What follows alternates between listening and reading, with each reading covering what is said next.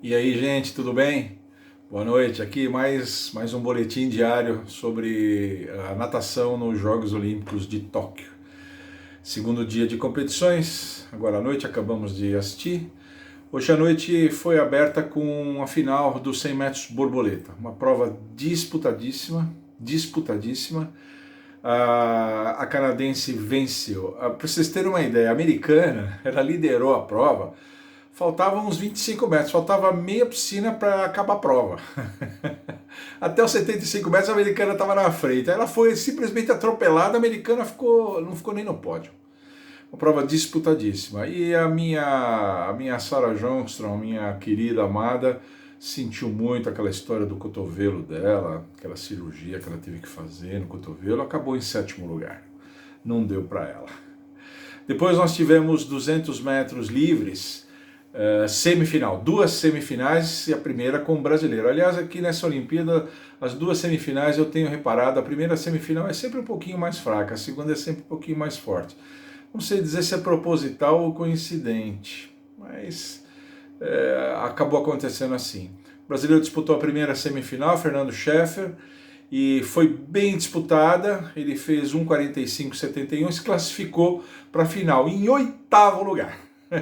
Fechando lá, mas classificou-se. A segunda semifinal foi uma semifinal mais forte e eu fiquei muito impressionado com os ingleses, os atletas ingleses. Nem só de Adam Peaty vive a delegação inglesa, não.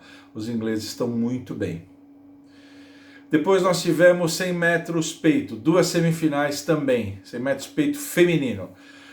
Teve uma americana de sobrenome Jacoby. Ela venceu a primeira semifinal. E ela venceu, gente, fazendo um nado peito onde ela mal tira a cabeça da água. Muito curioso, porque hoje os nadadores de peito fazem uma puxada muito forte, tira a cabeça e tira o ombro todo para fora d'água, parte da mão sai para fora d'água, fazem muita força, sai muito para fora d'água. Essa Jacob fez um peito flat, assim, ele tirava só a cabeça para fora d'água e venceu a primeira semifinal. Vamos ver o que ela vai fazer na final. Segunda semifinal do 100 metros peito feminino, Lily King, esperava-se dela, ela é a favorita da prova, mas na semifinal dela ela ficou atrás de uma sul-africana, de nome desconhecido, acabei não anotando. E essas três nadadoras, as duas americanas, a King, a Jacob e mais a sul-africana, são os 3 primeiros tempos da final, que vai ser nadada amanhã dos 100 metros peito. Vamos ver o que acontece. Depois nós tivemos a final dos 100 metros peito masculina, o primeiro dos grandes duelos da noite. Tem 2 grandes duelos essa noite. Né? A primeira prova, 100 metros peito final, todo mundo esperava performance do Adam Peaty. E ele confirmou a vitória. Um inscrito aqui do meu canal falou, essa medalha já está com o nome escrito, professor, e ele tinha razão, viu? Você que escreveu isso, você tinha razão. Adam Peaty ganhou.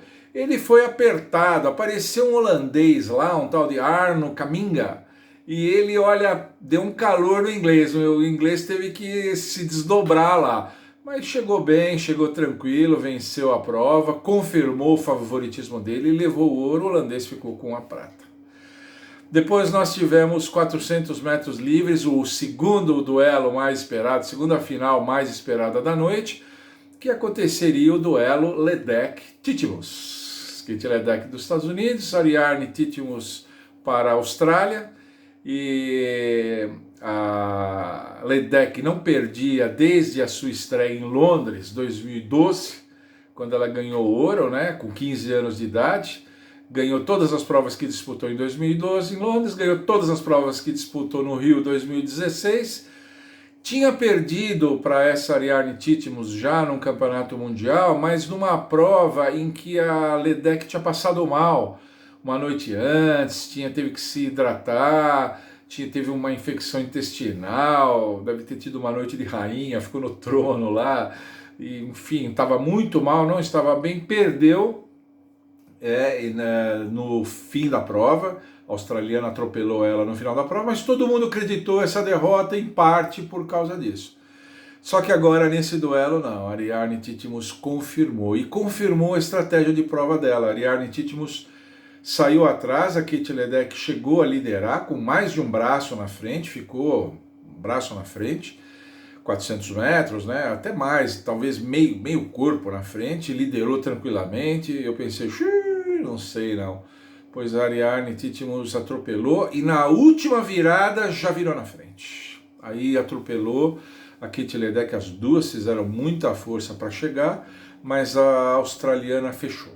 A australiana fechou na frente. Não houve quebra de recordes, não houve quebra de recordes.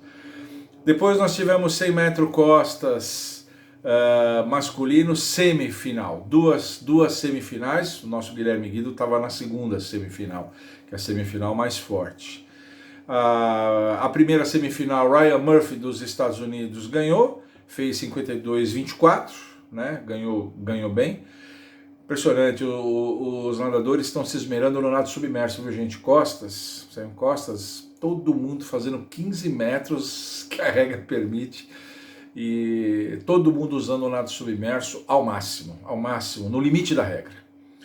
E na segunda semifinal estava o nosso Guilherme Guido, mas o nosso Guilherme Guido piorou, fez 53,80, piorou muito o tempo dele, né?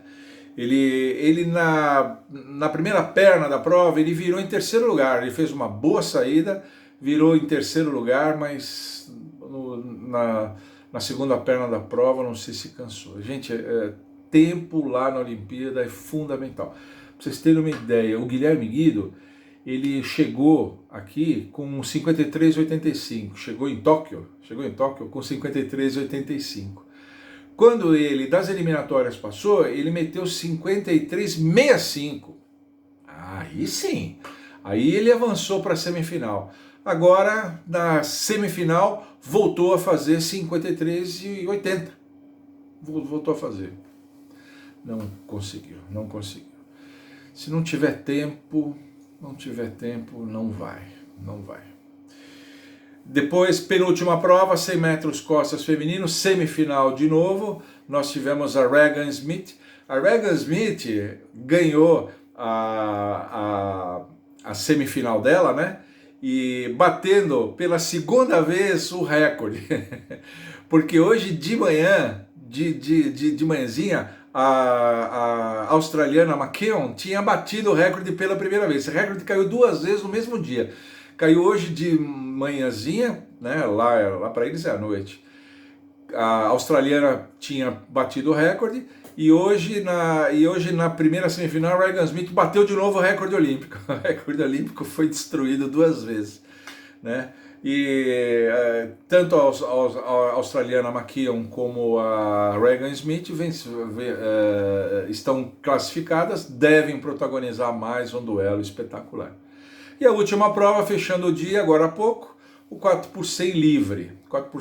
E aí os Estados Unidos se valeram daquele negócio de eles tinham feito a sua classificação com nadadores reserva. O Dressel, o bicho-papão deles, não tinha nadado, poupou-se. E os americanos tinham se classificado sem ele, conseguem se classificar sem ele. E o Caleb Dressel abriu o revezamento americano e o revezamento americano ganhou apertado, levou um calor, principalmente da Itália e da França, né? E eles acabaram vencendo, e o revezamento brasileiro não foi bem, fizeram tempos. Os nadadores, como eu disse já no meu último vídeo, têm reclamado muito das finais pela manhã, lá as finais são de manhã. Então essa história de descansar, né, parece que não dá muito certo, porque de manhã dificilmente o organismo humano consegue fazer suas melhores performances. As finais precisariam ser mais na parte da tarde. Eles têm reclamado um pouquinho disso. Eles não reclamam muito para não ficar com aquela cara de que é uma desculpa, esfarrapada, etc e tal, mas eu queria deixar 2 colocações antes de encerrar. Eu estou muito impressionado com a equipe da Itália. A equipe da Itália tem feito um belíssimo papel. A Itália, nos últimos 2 ou 3 Jogos Olímpicos que eu tenho assistido, faz um papel muito secundário, muito coadjuvante, né? A gente não vê quase, excetuada a Federica Pellegrini, a minha musa, excetuada ela, a gente vê a Itália em um papel muito coadjuvante. Dessa vez não, tanto no revezamento como em provas individuais, nadadores italianos protagonizando duelos, disputando medalhas mesmo, e olha, eu estou muito bem impressionado. Equipe inglesa também, acho que talvez reflexo ainda de 2012, quando fizeram um trabalho forte lá, quando os Jogos Olímpicos foram lá em Londres, né? Mas a equipe italiana, estou bastante impressionado. E para encerrar uma explicaçãozinha, os nadadores russos que nadam na sigla ROC, né? ROC, Russian Olympic Committee. A Rússia sofreu um escândalo enorme de doping institucionalizado lá e eles chegaram a um meio termo.